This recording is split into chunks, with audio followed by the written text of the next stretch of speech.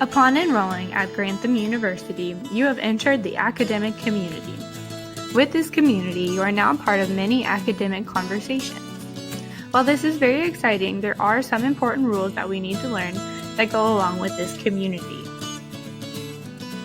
While the rules can seem overwhelming at the first glance, it's important to remember that they're not impossible to learn. In fact, many sets of rules can be intimidating when you first get to know them. A good example is the rules of the road. There are a lot of rules to learn and remember in order to pass the written and practical exams to earn your driver's permit and license. Just like with driving, with some practice and maybe some help from a mentor, you will master the rules of the academic community as well.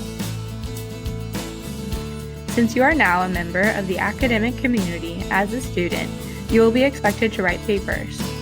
These papers are meant to showcase your understanding and ideas of the material you are learning in class. In order to do this, you will need to utilize your textbook as well as do additional research. This research can be from many different sources, such as reputable online sources or academic journal articles.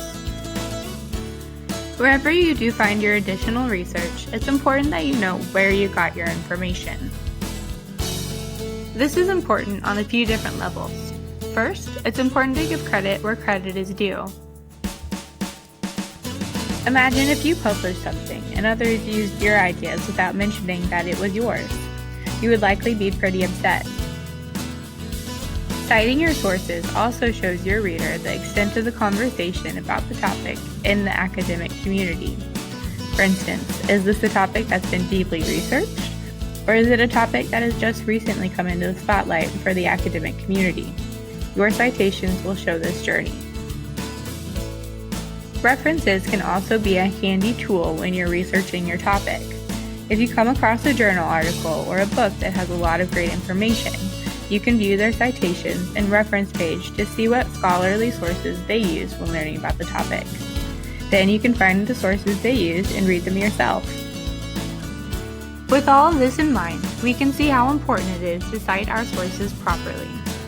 Failure to do so is called plagiarism and is a major offense in the academic world.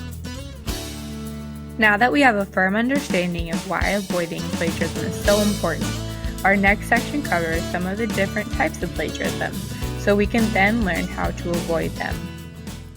Created using Powtoon.